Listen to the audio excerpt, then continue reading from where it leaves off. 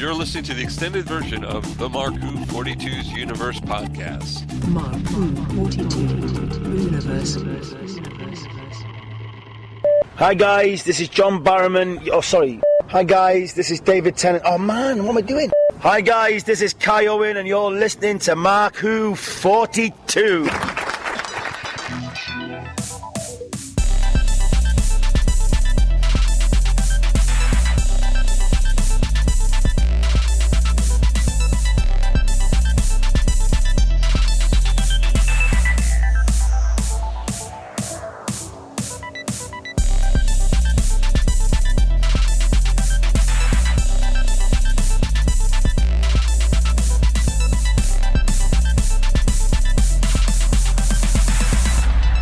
Welcome to Mark Who 42's Universe here on Subspace Radio Network. I'm your host, Mark Baumgarten, and with me today is... Vicky Jakubowski. Hey, Vicky, how's it going? It's a going. Yeah, we got a good show for everyone, a special show, don't we? Yes, we do. Yeah, in fact, before we start, comic books, because we're going to be talking about comic books, I think. What comics have you read lately, Vicky? Lately? Yeah. I have not had much time to read anything. I've been a little busy at work, but that's a really bad thing to say. I haven't been able to watch TV or read comic books, read books, or do anything fun of late. I haven't even been to a movie in 2 months.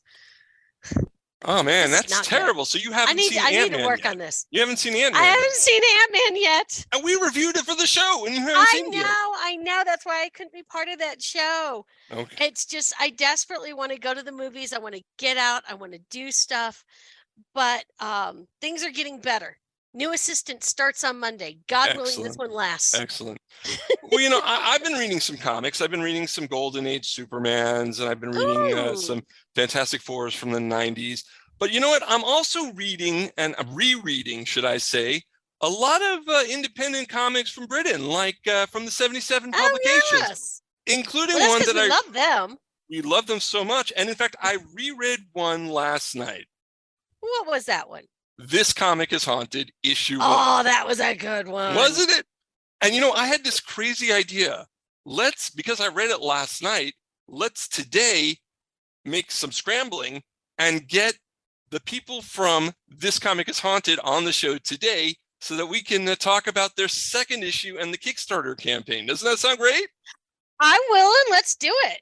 Okay, so let's bring on our guest. We have editor of This Comic is Haunted, Dave Heeley. Hey, Dave. Hi, folks. Great to be back. Thank you so much for inviting me. We have Jo Heeley. Hi, Mark. Thanks for the invite, and it's good to see you guys again. Good to see you too.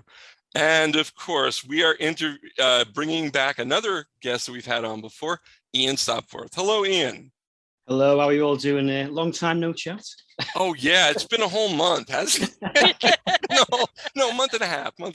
But we did talk to Paul Goodenough about a month ago. That was a fun talk. You guys are great together, in the comic. I love Extinction 2040. Oh, thank you. Yes, it's great to work with Paul, though. He's brilliant. So we're on right now, actually, for the annual, which is a lot of fun too. Good. So and I hope you weren't bored with that banter at the beginning. It was completely artificial, and I was just trying to come up with something. Come on, we were fun. Shush. Yeah, it was fun, wasn't it? Yeah, it was fun, gang. Dave, let's talk a little about the origins of This Comic is Haunted. The Grey Phantom. Who is he, and why is he important to this comic? Right. Well, I mean, in terms of origins, horror comics is something I've always wanted to do, and getting the opportunity through the 77 and building up a sort of fan base, and then literally Ben saying, "Well, look, what do you want to do? What has anyone got any ideas?" I turn around and says, "Right, I want to do a horror comic. That's what I want to do." And we had the fantastic Pandora come out and Blazer. And then it was my turn, and it was all about schedules, because I do quite a bit of writing anyway for other like comics within the 77 Publications. I said, "Now this is something I want to edit. I want to be hands-on." And I managed to recruit Andy Richmond, who did a fantastic job as art editor on Pandora and Blazer as well. And together we said, well, one of the most amazing things about horror comics I've always found is that the fictional sort of caretakers, or like the gravekeepers they've had in like the LDC and Warren comics and so on. And there was a very famous, in Britain anyway, a horror comic called Scream in the 1980s.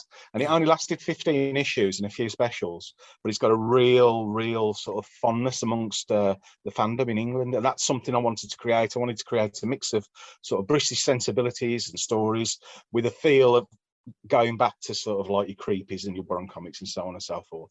So we thought, well, right, we need a fictional editor. And I said to Andy, I said, that's your job. That's your job. You're the artist. And he literally went away, and 20 minutes later, he came back with the Grey Phantom. And he says, well, you know, we could work something like this. And I says, or we could use that. And he said, well, we could call it something like the Grey Phantom. And I says, okay, we'll call it the Grey Phantom. You've made my job really easy now. This is what I like as an editor. I don't have to do anything. So, and then we ran with that. And then for one of the Zoom calls on the first This Comic is Haunted, I dressed up as the Grey Phantom. I'd bought a grey monk's costume, and I got my eldest daughter to put an obscene amount of makeup that took 2 days to get off, which wasn't the best when I had to work the next day. And I've got massive black eyes and sort of grey all around my face that I just could not get off even after scrubbing.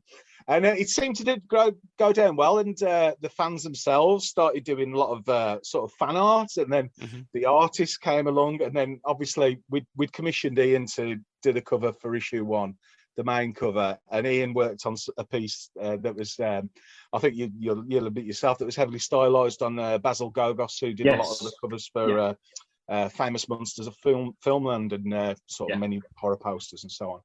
And he just absolutely aced it, and that was it. And once we put the the cover out there way before the Kickstarter started, just to get some interest, sort of everyone started doing little pictures of him, and now it's like, oh, I am the Grey Phantom, and I can't escape it, and everyone's going. And so, like, when we came to issue 2, it was like, oh right, okay, we're gonna have to have the Grey Phantom on there. And I think that will be a theme going forward. The Grey Phantom will appear somewhere within the cover, and obviously write the editorial itself, aided by me. Oh yeah, that'll Very be sweet. Very cool. Isn't it funny when things sometimes get lives of their own, and you create something and you have this concept, and it's like, oh, this will be fun, this will be great, and next thing you know, it has blown up like a nuclear bomb, and and everyone's like, ooh, and this and this and this. It's like, Absolutely. well, I just had this little idea. I love this, you know. Yeah, I mean, the actual comic came out almost exactly how I wanted it to. Uh-huh. I never thought of how the Grey Phantom, then in going forward, that I would have to sort of think of that first and then build a comic and how I'm going to work this out. And when I spoke to the cover artist, which I'll talk for issue 2, I'll talk about later, he was like, okay, so we're going to use the Grey Phantom. In which way? How do you want to do that? And I'm like, oh, okay, all right then, yeah, we'll work with that. And yeah, it seems to be well received, and I'm very happy with it. Well, everybody needs a mascot. Yeah. Yeah, I mean, I don't know so much about American comics, but there's always with British comics been a huge affection for fictional editors. So that worked as well in terms of selling the comic and sort of like appealing to fans before it even started. I remember that from my youth in the 70s. There was lots of comic books and other sort of magazines that had these like fictional or caricature versions of the real editors, and that kind of just became a thing. And I always think that's funny, because you can have so much more fun when it's not specifically a real human. It's not Vicky, it's the personification. It's it's the Vicky who is the editor, not Vicky who is the real person. Vicky, weren't you an intern in Blazer 2? I You were an intern. I was. I had way too much fun with that. I think you're right, Vicky, though, because it's quite nice because I get to kind of step back. So when I'm making social media posts, I can make them on behalf of the Grey Phantom, and sort of like it's a lot easier to make fun. I tend to find that with social media that if you make it something funny, it tends to get a better reach. So it's much I can gain more humour from something the Grey Phantom does, like, than say I would. I know that like last year when I was promoting issue 1, I was on holiday myself. I was abroad in Spain, but I was doing lots of horror photos as if it was the Grey Phantom who was on holiday, and that seemed to go down well. So yeah, if that kind of thing go forward, we'll carry on. That is so good. Okay. Kind of makes me think of a horror version of the Elf on the Shelf, which is big here apparently in the US. Yeah. I never even heard of it until recently because that's my right, kids actually, all grown up.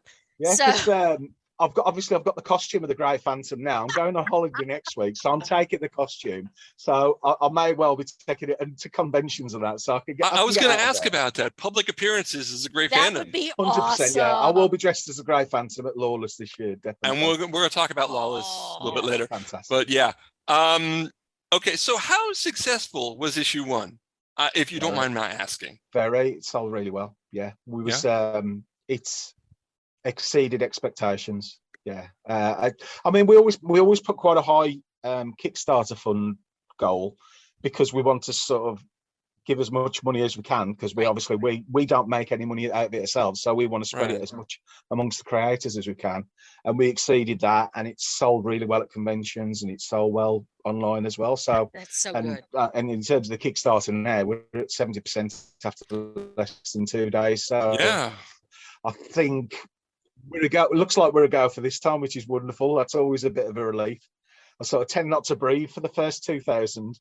You know, when we've raised 2,000, I can sort of relax a bit and think, well, you know, we should be okay now. You could breathe on after the first 1,000 in what, 2 hours? You got it in 2 hours, if I remember correctly, on Friday. I mean, especially when you look at the current financial circumstances worldwide and how hard it is for people, and we do understand that with the fans. I mean, as fans who bought from issue, we couldn't backers, like, you know, really feel for them, and we want to keep it as cheap for people, and it's going up by over 100%. It is very difficult, and I think you know, we're producing stuff that people enjoy. Yeah. Well, I certainly enjoyed it. I think that the quality is extremely high, and the quality, the stories, the art, everything about it. And you know that, yeah. I mean, for this comic is haunted. I always like to think, well, the first thing I want is a great cover, because going back to like the old horror comics in America, especially, you'd have a Frazetta cover or a like San Julian cover, and sometimes it wasn't up to scratch. I think we did okay with the comic is haunted, but I always think, you know, bang for the buck, put a fantastic cover on there, and then you can work from that, and you've got something to sell the piece as well. We were a bit worried this one, promised one off Paul, and he came through fantastically, but it was still a bit of a edginess about it, whether we'd have actually anything to show off, whereas we've got both covers before with the Kickstarter for one. So yeah, it's everything's going great, and we're really appreciative of everyone. Excellent. If people want to do the Kickstarter campaign, if they want to help with it and get the perks and the issues and things, where do they go?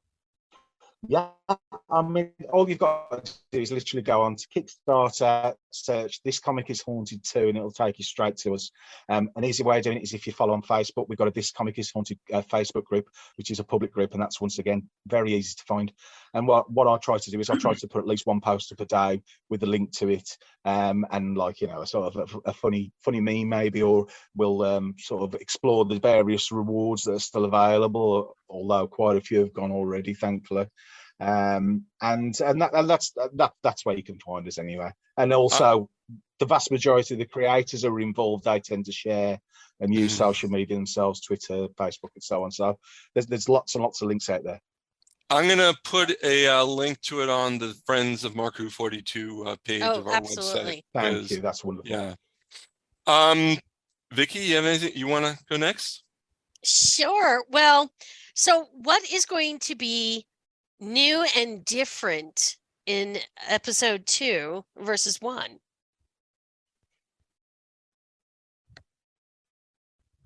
Who wants that one? Any new think- surprises? Actually, I'm glad I said that. Yeah, absolutely. Well, as much as I loved issue 1, it may have been slightly safe in that we put the word out there for all the creators, and they came back with wonderful stories, and it was fantastic. But obviously, with the first part of anything, particularly in an anthology, when you've only got 5 or 6 pages, sometimes less, you start off world building. So that can sometimes mean that you spend a lot of the time trying to sort of set the scene. Right. Whereas with issue 2, I went away, and I know I said to Jo, I says, right, this is it.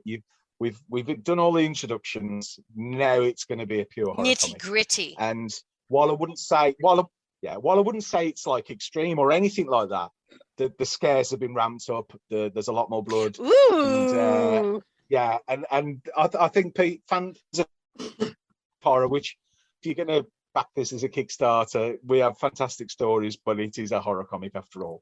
And we only target, as I say, a sort of a teen audience, maybe, you know what I mean? So like what would be a 15 certificate in the UK, maybe an MC17 in the States. We're not extreme horror or anything like that. And it's certainly nothing that I wouldn't let a 13 or 14-year-old read myself.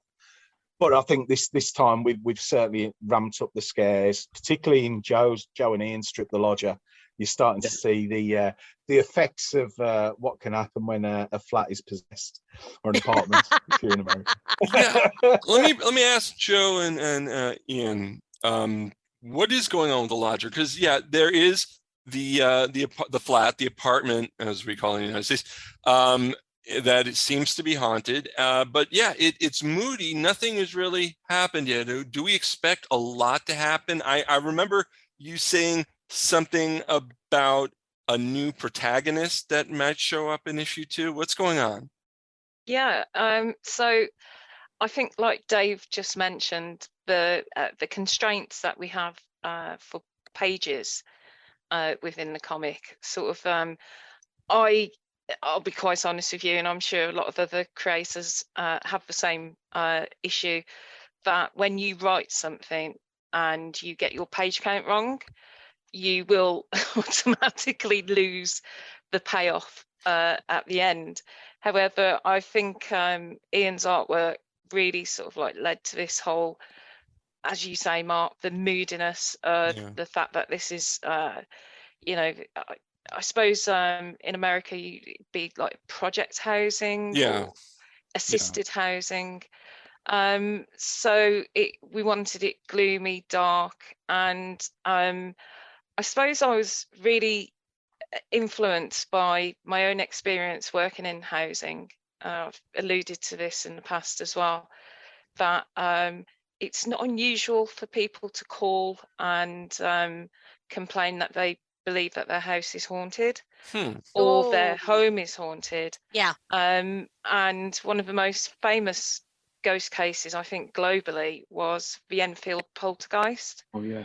That was in London, so that was a big influence on me as well, because having grown up reading about the paranormal and the supernatural, the Enfield poltergeist and some of the photographs and footage from it really stayed with me for a long time.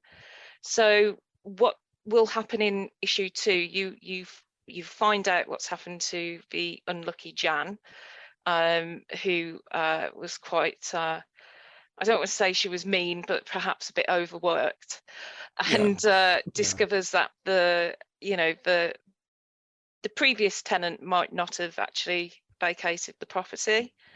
But the story was to you would have seen the protagonist in issue 1, should I have got my page count right. So That's all right. Yeah, I really wanted to have a character who I'll just lay this out now. I am a huge fan of hoarders. You're American, and I absolutely love those programs. It's an awful show, but I totally get it. Yeah, absolutely. I actually know somebody who was on Hoarders, so let's. So that's another aspect of housing where you actually have people, specialists, who go into properties to either do pest removal or removal of goods. Mm. And I wanted to sort of write about a character who might come across these kind of supernatural things in his day-to-day work. So you could consider him a pest remover, as to whether that's a furry pest or something that you know may have come from a different realm. So you will meet, and I've got to get his name right because it's based on one of the major players of the Enfield Poltergeist, Maurice Grosse. So you will meet Horace Moss, who is a pest removal officer, and it's just been an absolute pleasure to come up with even more stories that include him. So Ian has got an awful lot of voice notes where I've been shooting out ideas as to where this character can go. But yeah, you will meet Horace, and the fact that he has to go in and do a clearance, as it were. And just to interject, one of the great things about being an editor, not just like Joe's big brother, is when I get to see the script come in, Jo had got quite a different career path for her protagonist, and I says no. We want him back, and we want him back lots. It's an ongoing concern, and I think it's fantastic. I want to see more stories with him in. So yeah, it works out quite well with all the back and forth. Cool. Ian, anything you want to add to this? Because you are the artist. Yeah, ditto. I mean, for me, there's a definite sense of a different pace to the second one. And the first one was quite brooding and sort of setting the scene. And what I liked about the first one was there was nothing really happens. Maybe in the last scene there's a suggestion or something. So it's kind of setting everything for number two, and it really does kick off straight away, literally from frame one. There's something where there's definitely change of pace, and the fear factor's ramped up. So that, just to echo what Jo and Dave were saying there, you know, and Dave, you'll always be my grey phantom.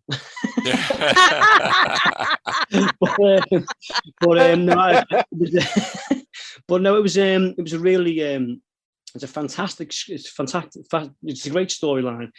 Joe's given me so much to work with in terms of the characters of people to work with, and it's something I was talking to you about Paul a little bit earlier on with another strip, was that I like the idea of them being real people. Yeah. And they came, yes, yeah. And they are, and also to kind of echo what Joe's saying, I come from a very working class background, so the projects all kind of rented accommodation. I grew up with that, and I grew up surrounded by that, and my grandma and granddad lived in like high-rise flats and stuff like that, so or near high-rise flats rather, so and they were always, my grandma was quite sort of you know, fearful in some way of stuff like that. So in some regards, it was very, very kind of it struck a chord with me on a lot of levels because of the whole kind of working class upbringing, the struggles with accommodation, you know, that type of thing. So it's and also to go back to what Dave was saying about Scream. I picked up Scream number 1, number 2, number 3, and I was at the time I was 8 or 9, and I was buying them for the freebies because you used to get free fangs with them and free spiders. And it was really good fun, you know. And I thought, oh, I'm going to be scared with this, but it was the stories like a 13th floor love. So it all really taps into that kind of thing of childhood for me in terms of what I remember, the charm of those comics, but also the upbringing I had. You know, it's not too far removed from a lot of the kind of the towel block I base it on is often photo montage, but it's based on a lot of the area of doing a degree show in terms of painting landscapes and urban landscapes. So it really strikes a chord with me, the whole thing with that, really, yeah. All right, wow. Nice. You know, guys, we're having so much fun here, but we have to take a break. We have to get our advertisers in here. Nice. I hate doing this. So we're going to take a break here on Mark Who 42's Universe. We've got Dave Heeley, Ian Stopforth, and Jo Heeley. We're talking about This Comic is Haunted, issue 2, a Kickstarter campaign. Go to Kickstarter, type in This Comic is Haunted 2. You can help them out and get some really cool stuff. We'll be right back on the Subspace Radio Network right after this. Don't go away. Don't go away. We'll be back with more Mark Who 42 after this. The Pullbag is GCRN's comic book review and discussion-based podcast. Join me, TFG and Mike, and the rest of the GCRN crew as we discuss the comics we are reading right now. Inside the Pullbag, you'll also find the origins of how guests got into or out of reading comics, after dark discussions, and so much more. You can find the Pullbag every Wednesday, which is New Comic Book Day, only on geekcastradio.com and on anywhere you consume your podcasts. Make your great escape into comics and jump into the Pullbag today. You are listening to Mark Who 42's Universe. Welcome back to more of Mark Who 42's Universe here on Subspace Radio Network. I'm your host, Mark Baumgarten. With me today, as ever, is Vicky Jakubowski. Hi, Vicky. Hi. We've got a special show for you as you've been listening. The crew from This Comic is Haunted by the 77 Publications. We've got editor and writer Dave Heeley, writer Jo Heeley, and artist, I was going to say Sarah Cartmel, Ian Stopforth. Oh, I knew I was going to do it. I knew I was going to do it. Oh, it's fine. No, I know. See, now Ian, you've I'm done sorry. it, so now you can move. Yeah. It's all good. Now we can move on. I don't have to do it again. I was talking about it during the break, and I just went there. Mark. Yeah. Okay, so we talked about The Lodger. Let's talk a little about The Bones of Winter, A Tale of Magic, which, Dave, you wrote. Yeah. I enjoyed that a lot. I'm reading it, and I noticed as soon as the dowsing rod came on, the color went to full color, and I kind of like that because that's where the magic began. And was that your idea, or the artist's, or a combination? No, it was my idea, but Mark Maron, the artist, sort of came amazing with that. I like the idea that the guy's been away. He was full of magic as a kid, mm-hmm. and as an adult lost it all. Yeah, or chose not to use it, and how our reality is dull and grey, whereas the magic reality is full of colour. Very much like, I mean, you know, if you steal something, steal from the best. It's very Wizard of Oz. Yeah, and, that was my idea behind it. Yeah, that was my idea behind it. I was going to say, as he's used a little bit more magic throughout it, that colour would come back. And now he's using magic, it will be a colour strip now. So, but I mean, there are little, just before he starts using the divining rod, there's a couple of little things that's slight bit of colour coming in. And as I say, so going forward, but yeah, I'm a huge fan of folklore and sort of magic tales as well. And I'd originally wrote this script to go into 77, but space, there was just none at all. And so I've got it on the back burner. I've had it for about 2 years, to be honest. And I was looking for the right artist for it. Mark came along, and we started working on it together, sort of, you know, feeding back and forth. And he's done a fantastic job.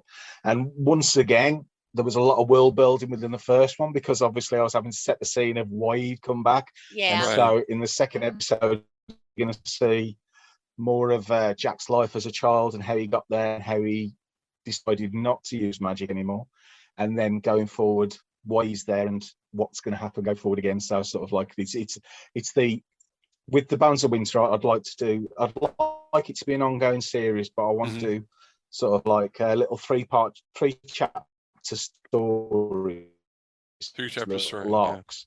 So this will back, and then he'll have a little break, and then he'll come back again. So yeah, I'm really enjoying it, and the only problem I've got is I'm editing my own work, so it's a bit difficult. So I send it off to Jo to sort of check through. So have I gone too Nothing far? like a Or is sibling this to lame? keep you grounded. Oh, So Jo is your editor. I know if it, yeah.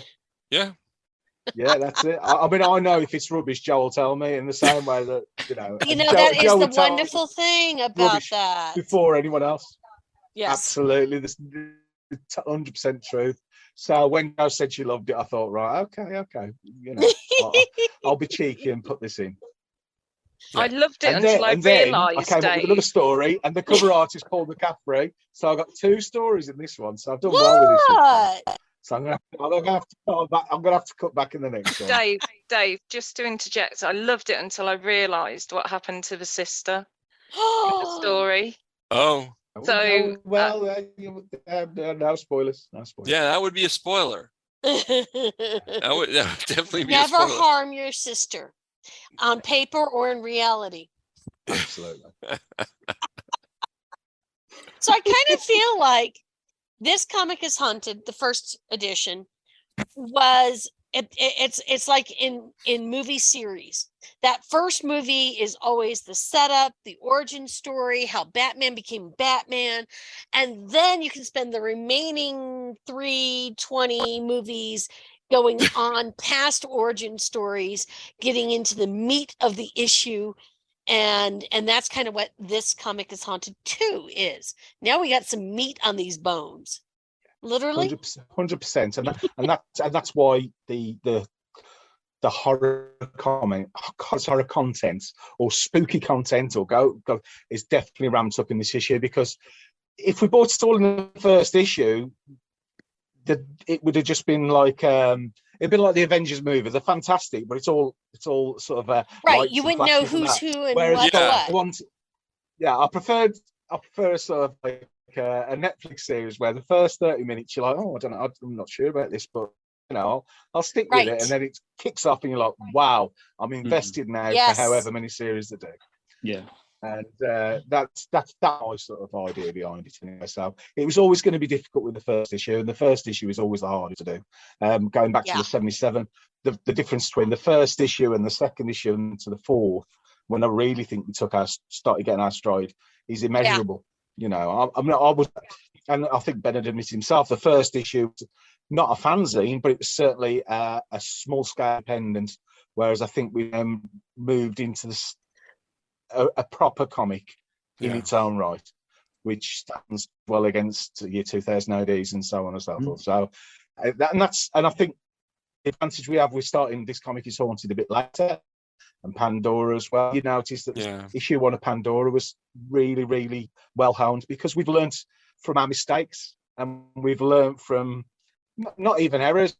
We've just learned from the creators around us, because the directors of the 77, we came in not knowing a lot about comics. We could either write or we could publish or we could draw or something like that, but we didn't know how to put them together. And then by meeting some of the creators, such as Ian and some of the others, we bounced off all their ideas, did something that I'm quite proud of, to be honest. Well, I would say that you have everything to be proud of. Yeah. Having read now every version of every title within the 77, it just, while you can see the progression as you look at newer editions, you know, first edition of Pandora, this comic is haunted, everything is fabulous. You don't realize how great it can then go until you go to the next one and the next one. And it's like, oh my God, I thought this was fabulous. This is fabulous. This was good. This is fabulous. And it just, I'm viewing it as a reader and as someone who's consuming this lovely stuff you're giving me. It's amazing how much more. I didn't even know how much more I wanted until you gave me more. That's wonderful to hear. So I'm kind of really excited about this comic is haunted too. But I think I thought it was definitely on the it had the spook factor all the way through it. Brilliant. But well, now that's you're great going to really spook me, right? Yeah, it really will. It has definitely improved a lot in terms of horror content. But I think just like, you know, for my writing's improved as a result, you know, and just having people edit your writing, like Steve McManus when he edited my work on Blazer. That was just incredible. And then having someone like Annie Parkhouse, who's like one of the greatest British letterers of all time. Yeah. She taught me so much in just one strongly worded email back of where I was going wrong. Oh. that it changed my entire way of writing scripts, and the better for it, in my opinion, anyway. And I mean, Ian could tell us. I mean, I loved Ian's work from the moment I saw it. Yeah. But the difference between when Ian started and now, there's been a progression there as well. So I think it's fantastic. Do you feel like you've grown too, Ian, as an artist and crafting what the amazing stuff you do? Well, thanks very much. I really appreciate the kind words. I think, yeah, and also the one I'm working on right now, I'm pushing things. Probably not. Maybe people might not see it in terms of what's going on, but what I'm thinking about doing in terms of the actual physicality of making new marks or making a new sort of way of making a statement. There's a lot more thought going on. So I think what happens is that I would agree with what Dave was saying there. So very early on, I got some advice from Ben about I look back at my first Extinct in 2040 and I winced at some of it, or a lot of it, because I don't think it's particularly strong. I think there's not much imagination since I put it all together. There's not much variation in mark making. I'm not saying those things are what one has to do per se, but for me as an individual, I think it was that's what I had to try and sort of let out really, and I wasn't really doing it. When I spoke to Ben was, I had quite a really positive conversation about my framing being quite regular, and that really made me think about how to put something out to emphasize something, like a piece of music almost. There's points of high emphasis and there's points where you need to stay sort of understated. I'm not saying by any stretch of imagination I've mastered that at all, but there's an awareness there. And I also think the thing that I really appreciate is that, for instance, the Lodger has also maybe see the value of toning things down in terms of colour palette. And that was so nice to do, because I was doing lots of high colour in terms of like the heat of and the environments in Extinct in 2040. So I think for me, there's always that learning. I often say, when I send drafts in, I really don't mind people saying to me, change that, change this. This needs to be bigger. This needs to be smaller. I would think about that. We need to think about the character a bit more, how the person looks. I honestly don't mind that at the draft stage, because that's what they're there for. They're there for someone to say, change this, don't like this, like that, don't like this, like that. And I don't have any kind of problems with that at all, because then all I need to do is go, okay, fine. When it was to finals, that's what I do. I change it. But it's a great way for me to learn, because I think I am still learning, and I think I always will be learning. So I think, and that's the great thing about this sort of community we have with the 77 and publications, is that there's a constant dialogue and understanding and kind of nice. There's a real sort of communal spirit about the whole thing, in terms of everyone wants to succeed. It's it's a far more positive than I thought it'd ever be, really. Yes, it almost sounds like for all of you that as you guys have progressed with the 77 and even going with This Comic is Haunted too, there's almost a freedom you have now that maybe you didn't have with This Comic is Haunted, the first episode or the first edition, or even some of the earlier versions of titles in the 77, that you guys have this like almost freedom now to really, okay, I've got this weird thought in the back of my head. Let me throw it out there and see what everyone else thinks. And this community is just supporting you guys with this, which is definitely almost unheard of from an artistic endeavor, because artists tend to be very protective and don't always, sometimes it gets hard to share because I want feedback, but I don't want someone to change my vision. I feel like this community, the 77, is very different from that. It's almost, it makes me think of some artist colonies in New Mexico where all they do is build each other up, and oh, this is what you do, oh, this is great, ooh, what if you tried this color, what if you tried that? And everyone just is going up. I mean, to be the word I always have in my mind is it's almost, and politics aside, I almost see it like a commune where Yeah. we all work together for the good of the actual. Yes. And I think one of the things, because all the creators know that we're not in it to make money, we're in it to produce stuff, because we're at the age now where we want to get as much stuff out there as we can. Everyone knows we're doing it for everyone's benefit, and the more money we can raise, the more money that can be paid, and therefore the artists don't feel that they're being undervalued. Right. In terms of editing myself with This Comic Is Haunted, I had a huge amount more contact with Ian over the first issue, but Ian's pages came in on the second issue, and I was like, yeah. Yeah. Okay. I'm not gonna, the fun, and a lot of it is trust. So yes, one of the great things I find about editing, I've been able to actually choose nearly all the creators I want to be a part of it. Some of the writers who've come in have said, can I use this artist? And then I've had to check them out and see, have a look at their art, and then sort of make a decision and said, yeah. And in every case, I've said yes, but I'm still not entirely sure about them because I've never worked with them before. Right. But a lot of the creators are people I've made friendships with. Like Ian's a good friend of mine now, you know what I mean? We could go out for a pint. It's not a problem. So take away the art, take away the writing, take away the editing. Ian's my friend. Yeah. So you'd go out and have a pint with him. Hardest. He knows I'm only going to get involved if there's something seriously wrong, and there never is, because he's great. Yeah. And it just works out fantastic. You know, I mean, just going to the 77 with Silver Jubilee, they're right with Andy Sawyers. Andy Sawyers just goes off and just does his own thing, and then comes back and goes, what do you think? And I'm like, yeah, it's fantastic. You know what I mean? And we work really well together, and I know it's great. And a lot of the creators work like that. You know, you build up close relationships. Yes. And you know, we've had people who work on the 77 who don't work on the 77 anymore because there may have been issues. Nothing spectacular, but their way of doing things might not be the way that we do it. You know, they so, and you tend to find that they sort of naturally drift along elsewhere, and we've continued, and we've got a core of writers and artists and editors, and we're all together on it. And I just think it's nice. I'm far too old now for drama. I don't want to be one of these young bucks. I know, we keep saying that. You look at some of the stuff.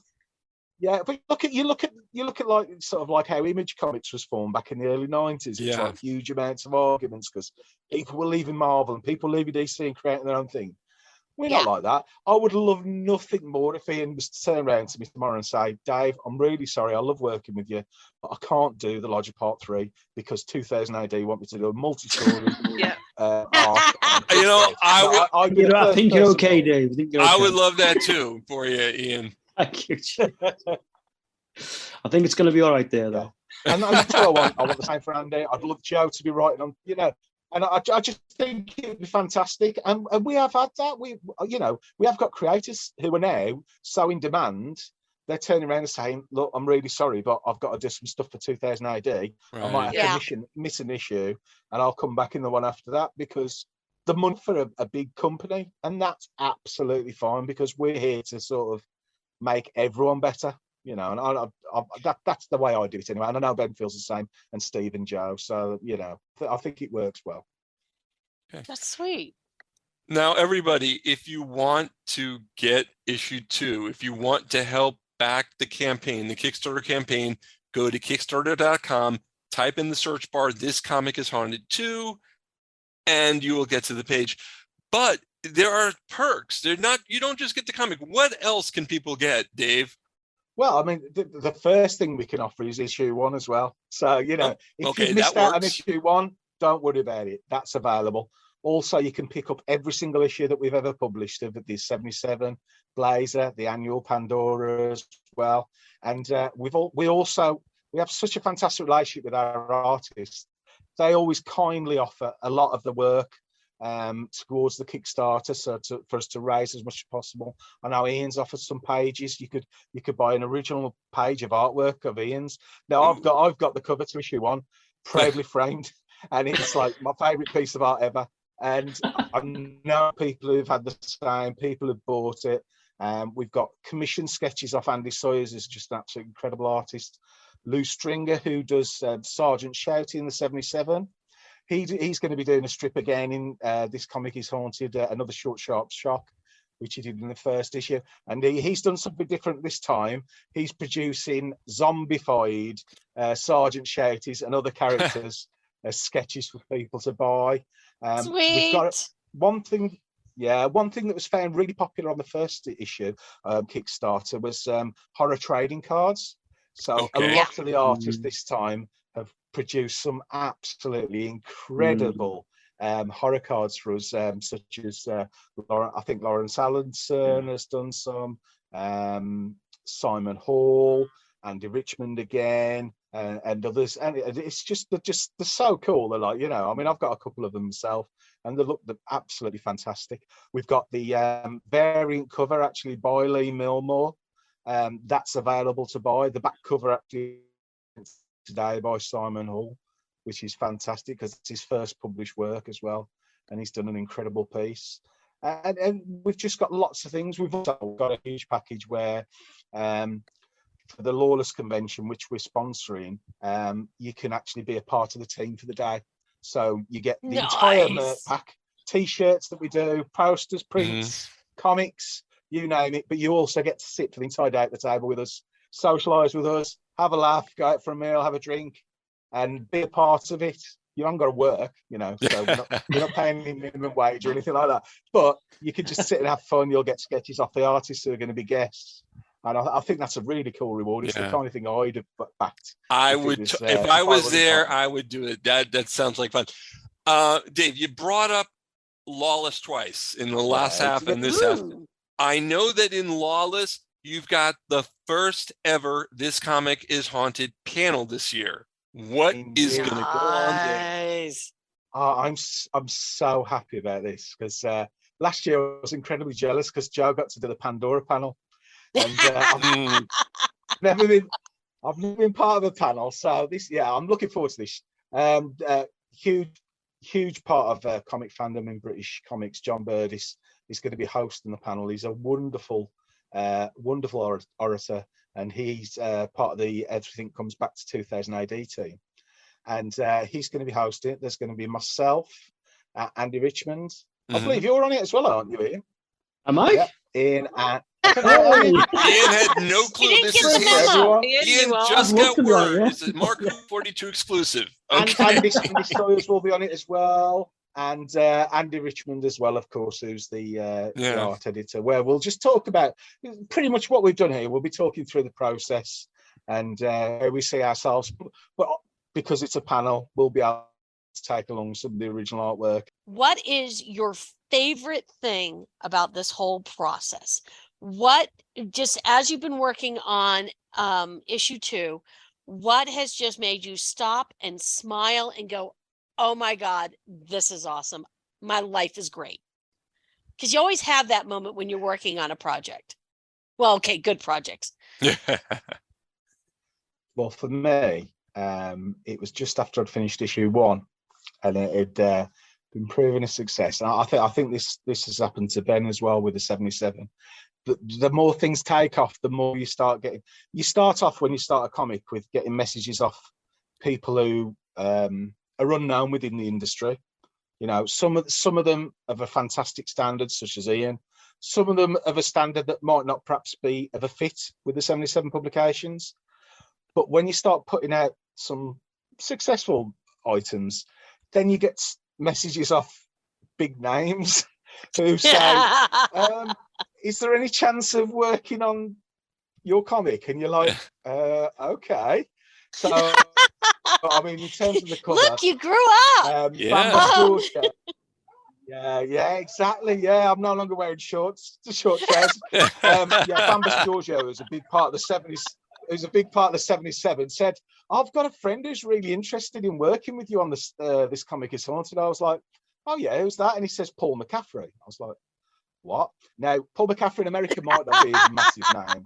However, to me, it's on my bucket list. I've got a list of people who I want working with. And Paul had worked with Kim Newman, who's one of my favourite authors on Anno Dracula, the comic book series. which is just an absolutely fantastic comic book based on a series of vampire novels where the premise is Dracula didn't die and actually took over England. And it's just a wonderful book and a wonderful series of books. And he did the art for it. And I love his art. And he got in touch with me and he goes, yeah. And I said, well, what do you do? What would you like to do? He goes, can I do the cover? It's like, yeah. So I go, are you sure? To pay? He was like, no, money doesn't matter. I just want to be a part of it. I was like, okay. And I thought, well, I might as well be cheeky. I said, do you fancy doing a strip inside as well? He's like, yeah, sure, why not? And I was like, okay, I'm gonna have to write something then. But luckily, I'd got a strip already written. I passed it in, and he liked it.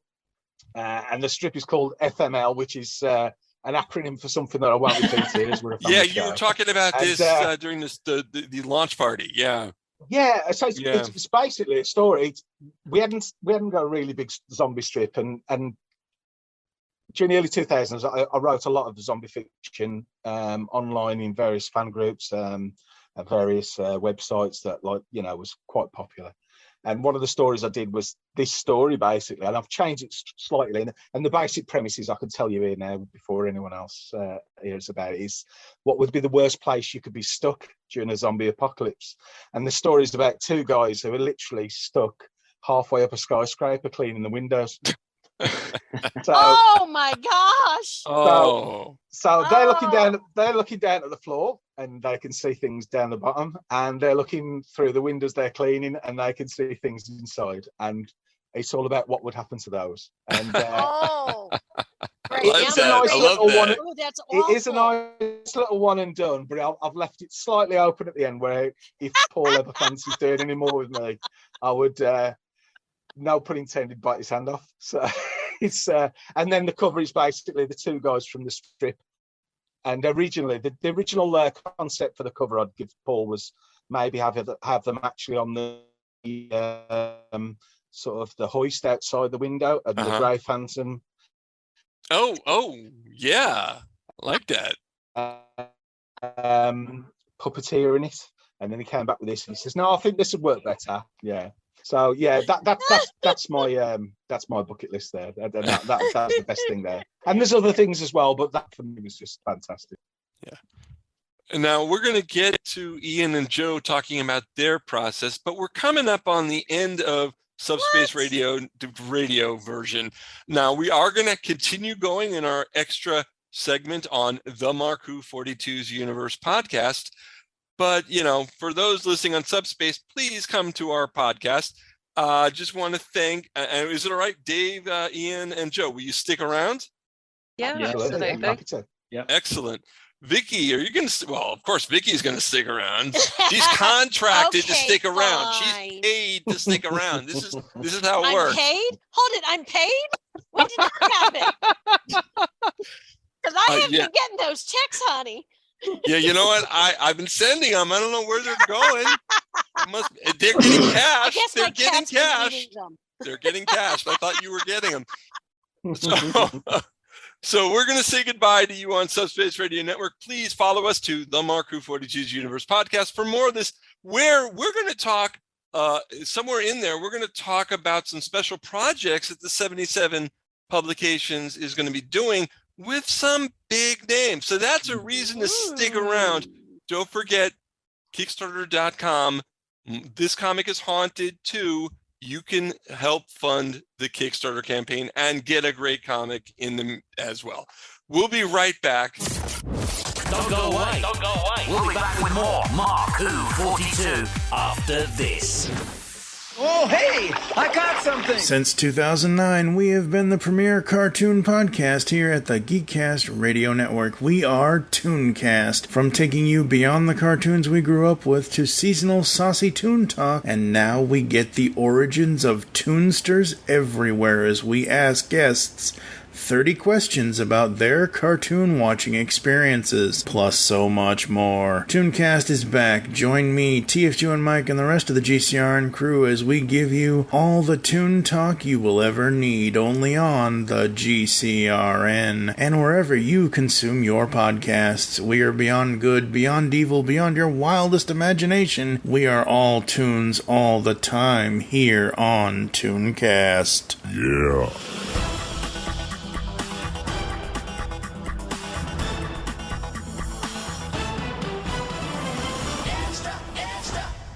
Yes, the Mark Who 42's Universe podcast is continuing here. I hope you're all listening in and enjoying this talk about This Comic is Haunted 2. My name is Mark Baumgarten. Vicky Jakubowski is our co-host, and our guest, editor Dave and writer Dave Heeley, writer Jo Heeley, and Ian Stopforth, one of the artists. Oh, this is going to be a great comic, guys. We loved issue 1. Issue 2 is going to be amazing. Let's talk. We talked to you, Dave, about your process that you went through. Jo, what is your process in writing? Oh goodness. I stumped her. I take a lot of voice notes. So I know it sounds a bit. It's definitely not like Paul McCartney or anything like that. But I do find that when I wake up on a morning, certain ideas have already formed, and it's just a way of trying to get those ideas down. So I do take a lot of notes on my phone. You know, the old people would walk around with a dictaphone, you know, making notes. Yeah. But yeah, and I just flesh them out from there. I'll be quite honest with you. I am slightly neurodivergent in that I have synesthesia, which is a sensory and perception condition. Okay. So synesthetes, I didn't find out until I was in my 20s that other people didn't have this, but words have colours, numbers have colours, and certain sounds generate colours.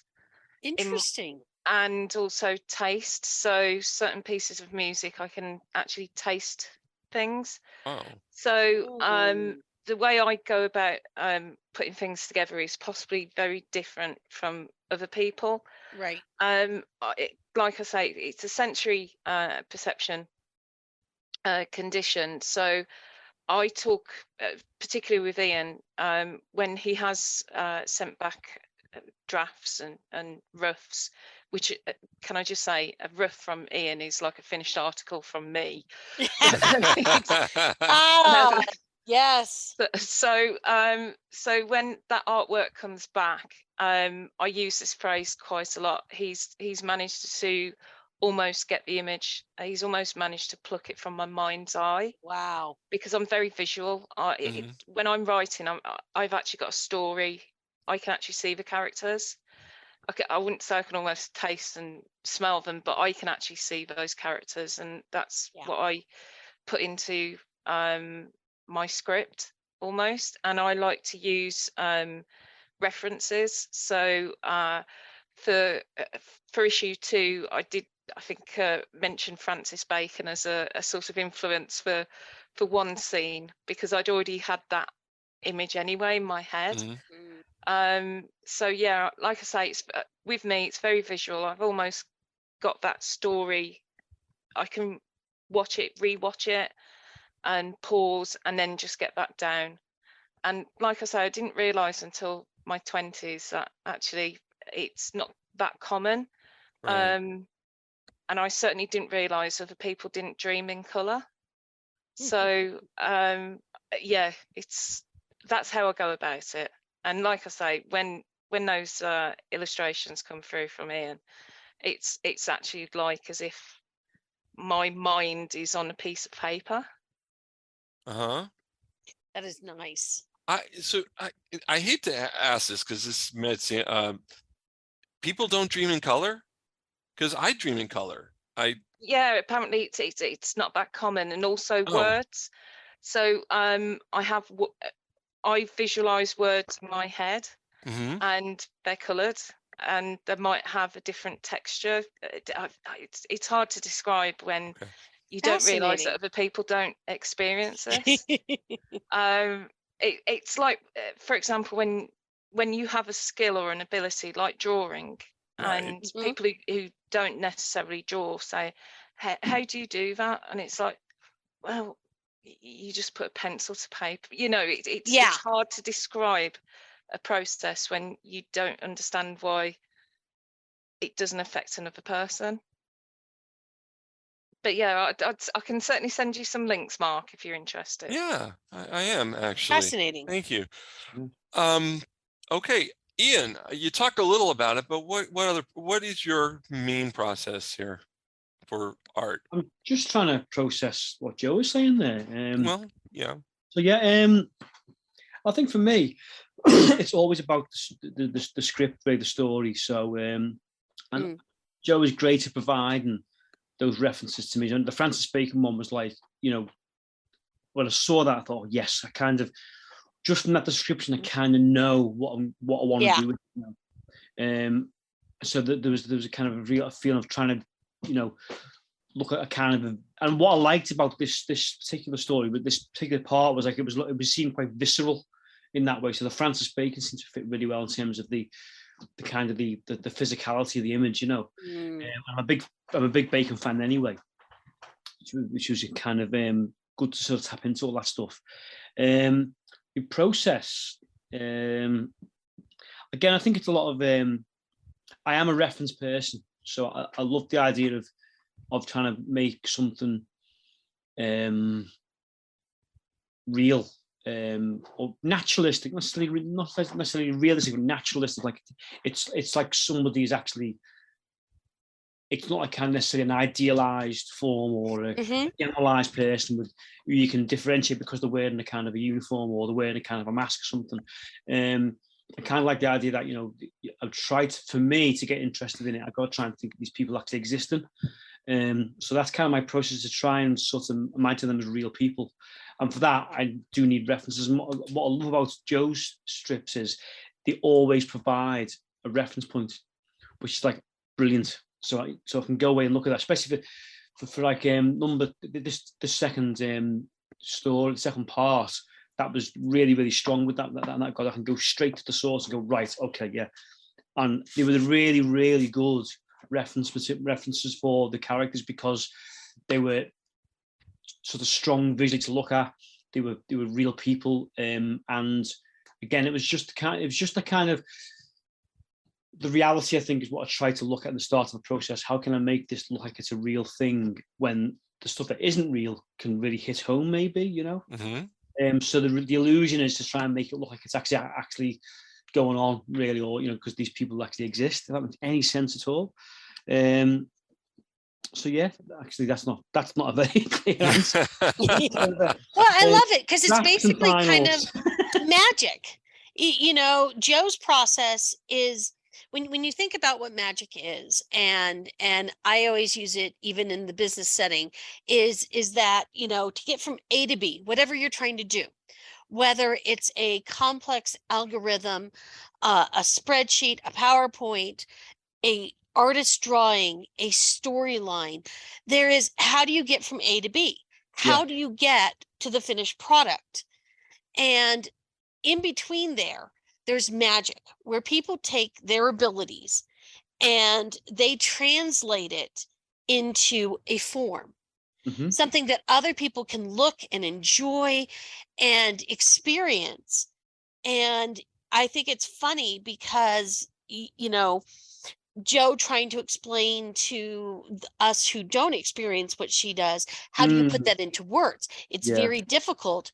And I think that that's actually something we can all identify with, because how we get to our finished products, whatever they may be, I just do this, or I just do that, or, you know, I sometimes have made jokes about, you mean not everybody can do that? Not everyone can put together a 5,000 page Excel document to explain where every student went in a program? You know, how do y'all can't do that? It just, we all have that magic within us, and how we get to what our finished product is, whatever that may be. And with you guys in the artistic world, what's really beautiful about it is that then you give us these products that we can enjoy, interpret ourselves, and give us even more than maybe you intended, because you've written a document or you've drawn an image, and the result is this magic. And then I look at it and it moves something in me, and it translates somewhere in my brain waves. And I think that's one of the reasons I'm loving the new medium of comics in this century, is that it's gone beyond what I grew up with. it's become far more amazing. And I think it's because we have so many independent voices. We have, it's not all conglomerate driven. And what's beautiful about, thanks to the internet, thanks to Kickstarter, thanks to self-publishing, all of these things, that I get to experience this magic that is This Comic is Haunted, that I might not have otherwise, because would a big conglomerate have picked this up? Yeah. So it's just, everything we've done with the 77, I have to say, has been absolutely phenomenal. And I feel like I've been experiencing people whose words and art I might not have gotten to see otherwise, if it wasn't for the way things are in this day and age. Absolutely agree. Yeah. It just, absolutely. 100%. I know so many people who have written novels or have gotten their artwork out there. I know so many musicians who feel like they actually have a shot. They have far more exposure, thanks to the fact that I can go, you know what, I want to do this. I'm going to do this. I'm going to put it out there. I have a place to put it out there. Yeah. And clearly you guys have got fans that are not just me, because I'm not the only one backing y'all. So that I think it's just phenomenal that there's so many of us who can go, ooh, this stuff is cool. This stuff is great. This is wonderful. Let's keep backing them. I just, in the short time I've been working with you guys, I've just blown away with the constant. I go, how the hell did they think of that one? Where did this one come from? This is great. Even the ones I don't like as much. And I say that in quotes because, if I were to rank them, there are some that I like and there are some that I love. Even the ones that I just like, I really like it. And I want you guys to keep going. Don't stop. I think going back to what Ian said earlier about like his background, it echoes with myself and Dave, both very working class, sort of. We were raised in council housing, and certainly I didn't experience any stigma to that until I got older, until I moved away from the Midlands. And I didn't, when you going back to sort of like my synesthesia, until somebody points it out and you don't know your differences, right? Your life is normal and it's every day and it's like mundane, and then suddenly somebody will say actually, but just going back to that, I think Dave will absolutely agree with this. We were potentially both very frustrated creators, as in real life got in the way at a very young age. We certainly didn't have opportunities that we that could have nurtured our talent. I had a catalogue of disasters through school, culminating in my school actually closing during my final GCSE year. Oh wow. So that's quite important, that 15 to 16-year-old sort of schooling year. Is exceptionally important. So they were literally closing a school around me. We'd be sat in a classroom. They left my year, which had dwindled through various things, to just a handful of students. And I can recall sitting in a classroom and watching people walking past with furniture. They just opened the school for anybody to walk in and just remove furniture. Wow. Oh wow. And so that's not good. That sort of had a really negative impact on my schooling, my education. Teachers weren't switched on. And so I went down the path of working. I didn't go on to further education until my early 20s. And I went to university and I was studying illustration. However, I was still juggling that between work, caring responsibilities. So like I say, we had all these, I wouldn't necessarily say knockbacks, because we didn't necessarily apply ourselves. We didn't have that sort of route to go and apply ourselves. But certainly, I've said this a few times, I think the past few years have made this sort of like almost level playing field. Certainly the internet, the accessibility of information has proved that anybody can do almost anything. We talked a little bit about TikTok before we started this call, but you just look at the people who are making silly amounts of money through just making videos. And they would not have had that route to that lifestyle 10, 15 years ago. So again, it's that accessibility. And like I say, the level playing field, it has been hard work as well. To the detriment of sort of like my personal life, my health. Because again, both myself and Dave and a lot of the other creators as well, we are all working full-time jobs. So I'm working, and it is so hard to juggle all of that. So it's like, what cap have I got on today? Type of, I'm doing comics, I'm writing, I'm doing illustrations, Kickstarter awards. I've got to do this, I've got to do that, I've got to make sure mum has her tea and her tablets. Oh, I must go and see my partner because I haven't seen him for a day. And it's that juggle. And like Dave said, when something does become successful, you do get people approaching because they're fascinated or interested in how we've done it, and also whether or not they could be part of this whole thing. What I would say is, to anybody who has an idea, whether it's writing or art, if you believe in your work, just go for it. And I'm not saying that from a Kevin Costner build it and they will come.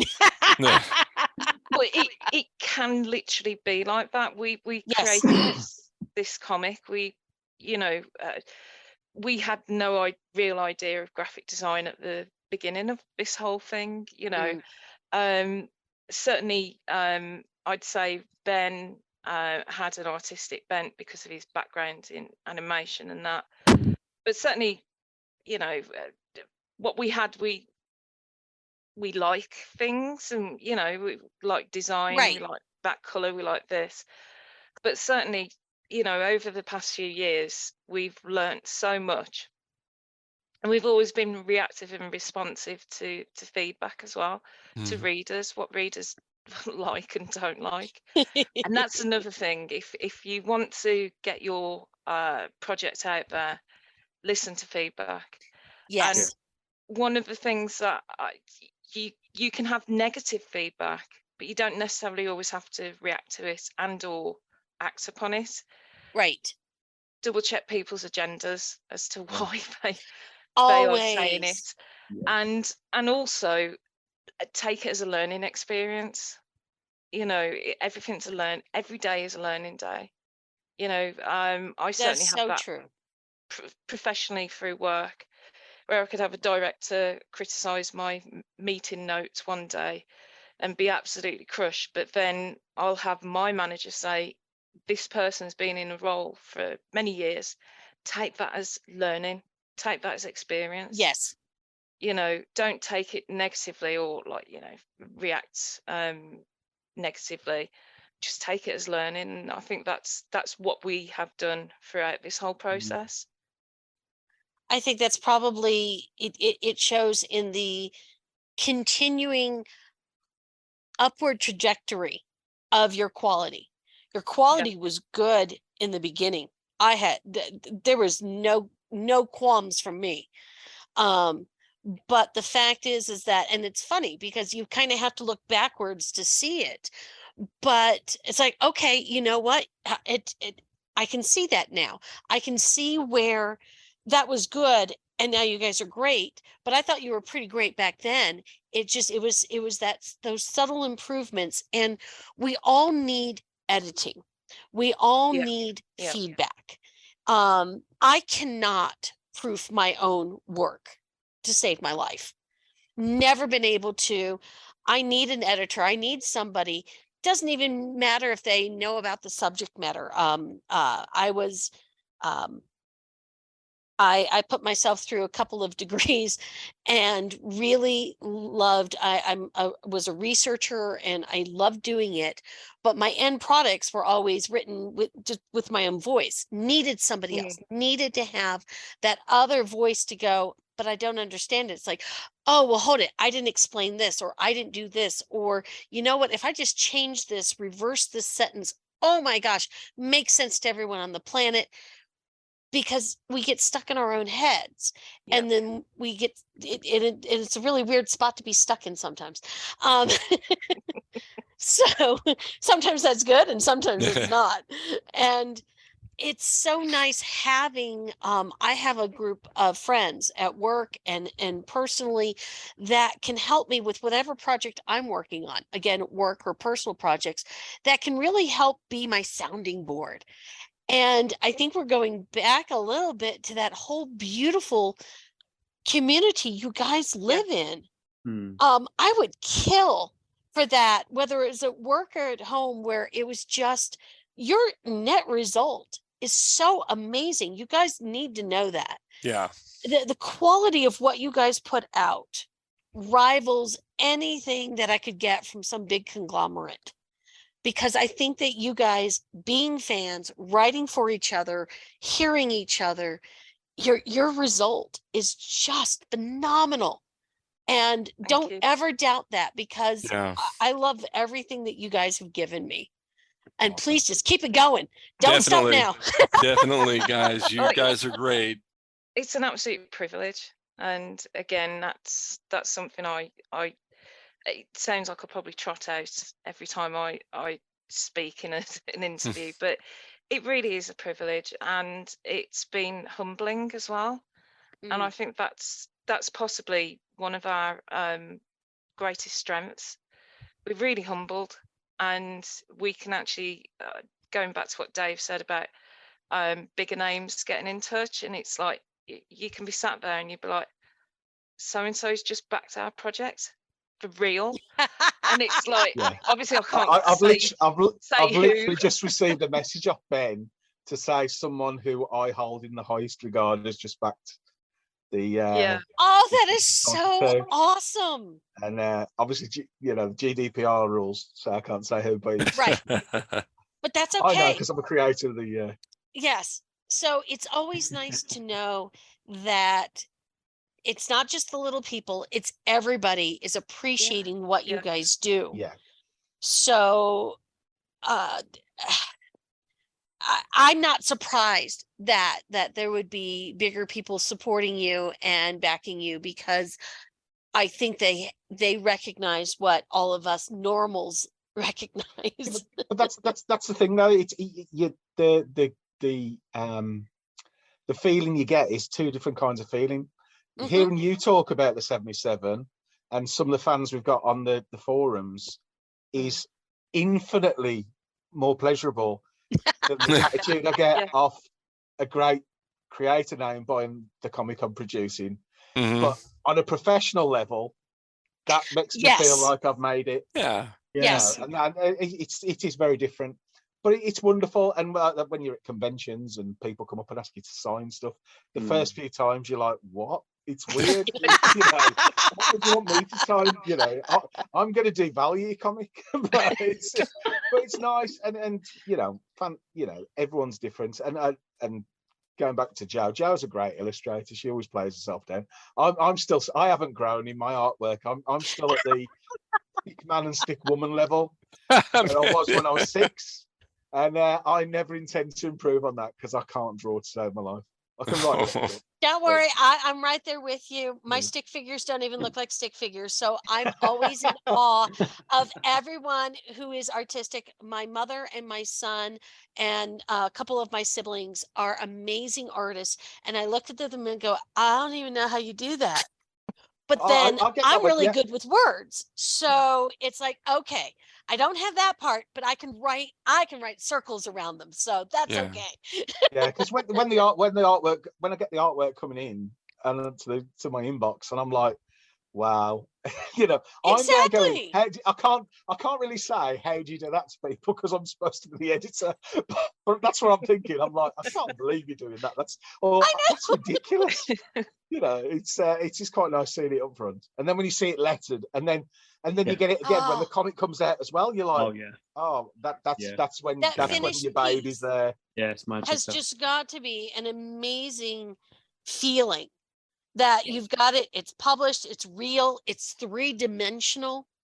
It's and it's like, and look, now I can show someone else, and it's all finished, and it's all purty. And if I'm honest, Vicky, I still pinch myself. I still don't quite believe it. Yeah. I really don't. It's like, did I do that? You know, I think that's a good feeling, though, because I think that when you start to go, yeah, I did that, big whoop. I think that that's when quality starts to falter. You see that all the time in films and books and comics, in art, where there's a term that they use in American television called jumping the shark. Oh yeah. Yes. Yeah. So oh God, thank God I'm with people who understand me. Yes. And there'll be times that I'm doing something and I've really enjoyed a show or a series of movies or something. And I'm sitting there and I turn to my husband and I go, damn it, they jumped the shark. And it's like, do I want to watch anymore? Because, you know, they've taken it and now it's like, okay, we'll give them a few more tries. But now they're not even trying anymore. You'll notice that sometimes when showrunners change or directors change or the creative people behind it change. And having been involved with a few creative endeavors myself, you just kind of go, now you're just phoning it in. And I don't want to do that anymore, because I was doing it for kind of that thrill, kind of that pinching yourself moment. I can't believe we did this. I can't believe it worked. I can't believe it's successful. That's an interesting high that it's hard to put into words exactly what it feels like. But as long as it feels like that, then I know I can keep going. There's still more challenges for me. Goes back to that magical the magical thinking, the magical feeling that you were talking about, and that's how it feels sometimes. It's like I can look at the comics that I've got content in, and obviously the comics I've had a hand in, and I'm just like, how can I put it? Well, my partner's always like, but you made that, and I'm like, yeah. But I think one of the things with our company as well, because we're pretty much a Kickstarter company who also sell stuff online as well, there's that focus that you've got no choice. You have to get that target. If you don't get that target, the comic doesn't get made. So that's sort of in the UK we say kicks us up the backside or something like, you know what I mean? It really gives you the push, because it will not happen if we do not get that target. And we always put fairly ambitious targets because we want to share as much wealth amongst the creators as possible. Absolutely. So like say, I mean, we've got a target of 4,000 for the Kickstarter for This Comic is Haunted too. We're 3/4 of the way there, which is fantastic. But it still won't get made if we didn't sell another comic. So we've got to keep going on. Right. We can't rest. And even when we make the target, because we want to make as much money for them as possible, we've got to keep going.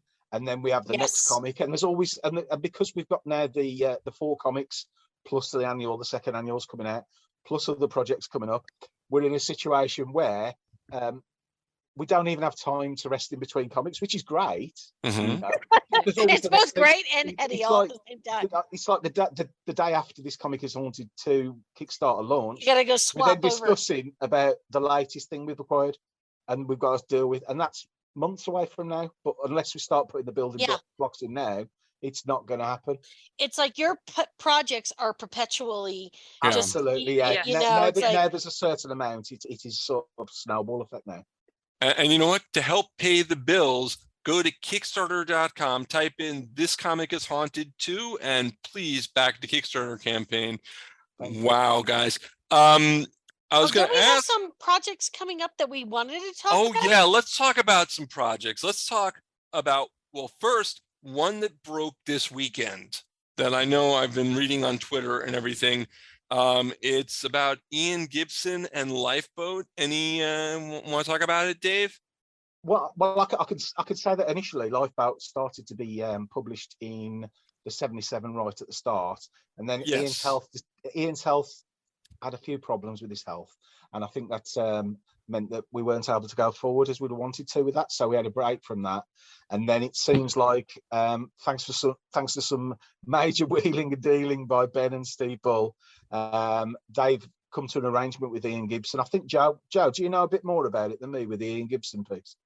Yeah, so Ben and Steve went and visited Ian the other day, and like Dave said, we initially had a pin-up in the very first 77 with the characters from Lifeboat. I believe that was either the back page or we had it as a poster anyway. Yeah.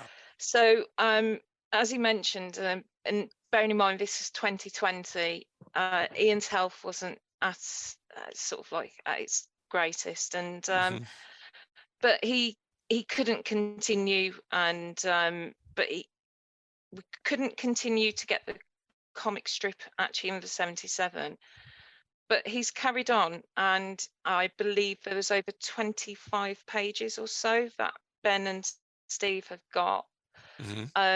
More to potentially be arranged, but that will actually be coming from the 77 Publications. So we will be producing Lifeboat in a collected form for Ian, so we're publishing it on his behalf. We're hoping to have a few more details, but we will be launching later in the year. So that's just one of the projects we've got coming up. Is that going to be in a glorious oversized hardback edition as well? Is that going to be a Kickstarter campaign, or are you going to go out and just publish it? I would imagine it will be a Kickstarter campaign, but it's not confirmed yet. Okay. But that's almost our ethos with the 77, and I think, as Ben has said in the past, we're very wary to move away from that, because obviously, the way things are, the way the 77 was brought together, we haven't had and I don't want to be tempting fate here. Yeah. We haven't had an unsuccessful campaign yet because of what we produce, because backers who have consistently come back to us, we have an almost short turnaround in getting products back to people. So yeah, that will potentially be another Kickstarter campaign, but we also have a Kickstarter campaign in the works as well, and Dave can potentially talk a bit more about this one, but it's with a product that has excited a lot of people, and it's by John Wagner. Woohoo! And so I'll leave Dave to talk about that one. I mean, this is literally the collected edition published by the 77 Publications of John Wagner and Robin Smith's The Bogeyman. John Wagner, arguably the greatest British comic writer of all time, along with Pat Mills and Alan Grant. And for John to come to us and ask Ben to sort of host the Kickstarter is just a great honour. The product's already finished. It's literally a case of sort of getting together the Kickstarter rewards and sorting out the printing and so on. And that will be coming to Kickstarter later this year. And from what I've seen of it, the cover and the various things that are going to be going in it, it looks absolutely fantastic. And we're just really honoured, because for someone like John Wagner to ask us to help. I mean, we've done things, we've helped out John before with various things and he's helped us out, and, we've got a close relationship with him. But obviously this is a guy who's, while we're an independent, we would normally say that John is way above us because it's John Wagner. Yeah. And for both John and now Ian to be working with us, I think that adds a level of credibility to us that we certainly had before, but it just certainly I think it cements our position in the British comics market, which is great. And yeah, I think that will do very well as well. I'll certainly be backing it because I loved it. I mean, I even enjoyed the Robbie Coltrane TV movie, which was pretty terrible. But so it's yeah. And for anyone who doesn't know what the Bogeyman was, it's basically a Scottish patient from a sort of what would have been called a mental facility back in the 80s when it was written, who escapes, and he believes he's Humphrey Bogart. And so you basically have Humphrey Bogart, in inverted commas, wandering around the streets of Scotland, solving crime within his mind. And it is fantastic. And the artwork. I'm loving that concept. Yeah.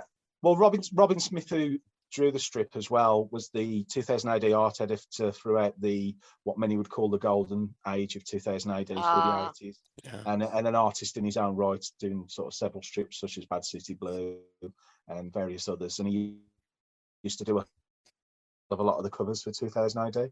So the artwork's beautiful as well. It's very simplistic, but also just it's fine. It's not loose, but it's not like loads of cross hatching, but it's lovely black and white art. And I think people are going to be pleasantly surprised because a lot of people may well have read it, even available in this format before, and it hasn't been wide for many years. So anyone under the age of 40 or so probably wouldn't even remember it. So I think it's going to gain a lot of new fans as well, especially with John Wagner's name attached to it, because he's not just a great writer. Some of his work has been made into some to Petition and so on and so forth. So he is a well-known name. So we're really excited for it. And of course, as Joe said, we've got the Ian Gibson thing as well, which is well, Gibson's just about one of the best artists there's ever been in Britain. So it's great. So if there's any retired 2000 AD creators out there who've got some scripts or floating about in a drawer, please get in touch with Ben Collis or me or Steve Bull or Joe, and we would love to yeah, I think those would be amazing. I just definitely 2000 AD writers and artists, get in contact. We want your stuff on the 77. Dave, so in issue 1, the 2 that we talked about, the other serial we had was The Drummer from Hell, which I thought was amazing. I didn't know where it was going. I love it. But you had two standalones besides the Lou Stringer. You had Tina's Party and you had Hill of the Dead. So now that those are taken care of, what else is coming in issue 2? Yes, well, we've got the second part of Drummer from Hell. Well, right. Which is again illustrated by Lee Milmore. So that continues on in very much the same vein. It's very much a retro strip. Obviously, Alan Hebden, once again, one of the top 2000 AD writers of all time. It's a strip that's almost it could have been lost and then found, a bit like the Blazer strips that Steve McManus did, because it's so wonderfully of its time, but also it's just got such a great edge. And Lee Milmore's a fantastic artist. Yeah. And we've also got a couple of stone strips. One's by a new writer called Christopher Davidson, and that's drawn by the artist who draws V, H. Hughes. And that's going to be a little 4-page sort of creepy stroke EC kind of tale. That's called The Only One.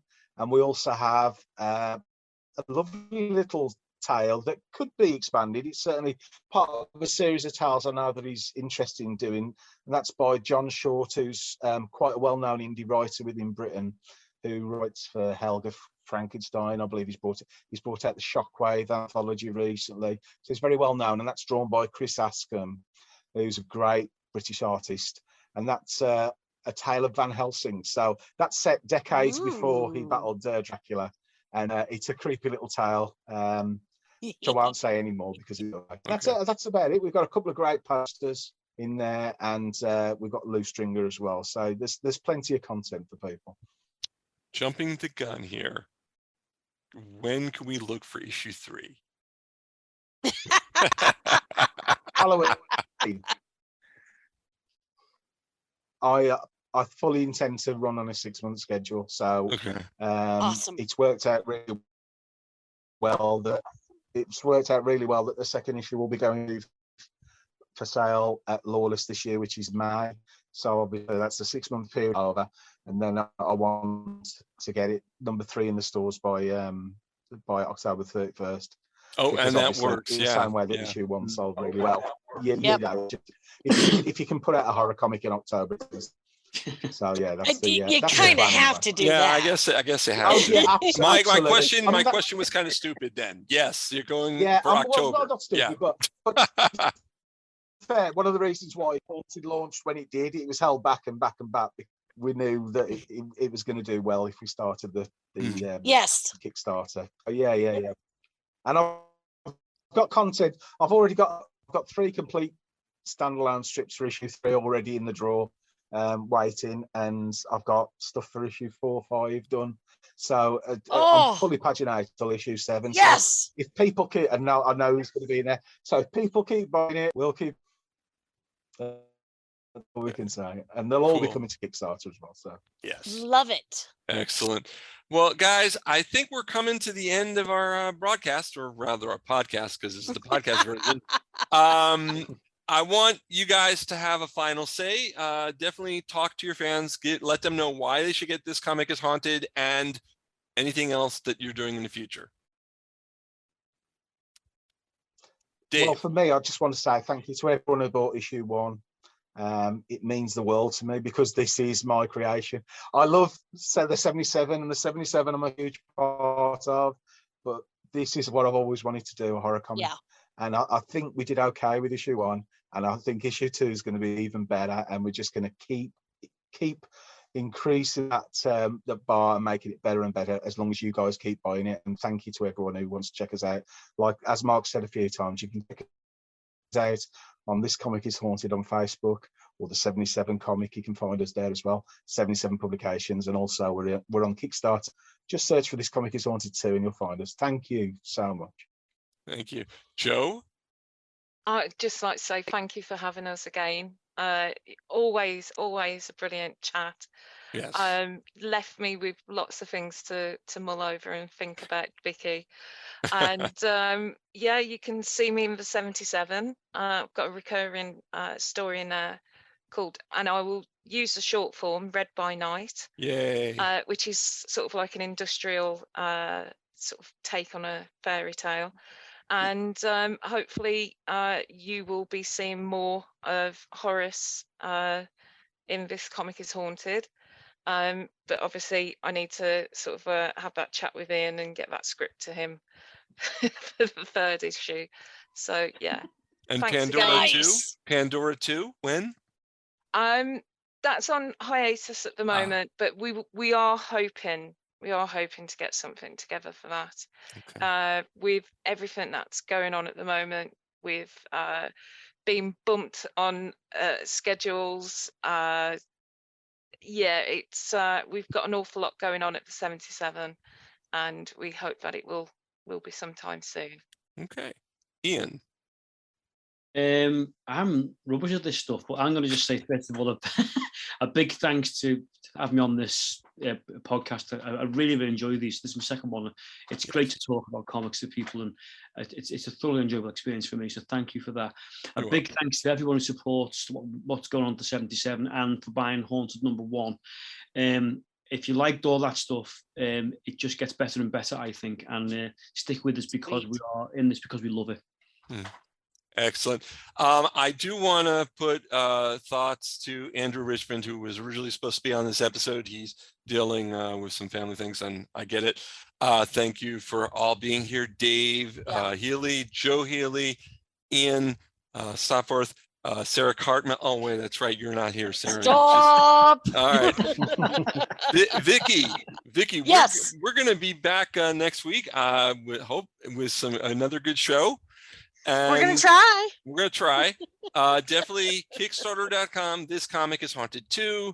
Please back the campaign. Get the issue. Get the perks. It's great. Do it. You got to do it. Yes. Thank you all. And have a great week, guys. We'll talk to you all next time. Bye.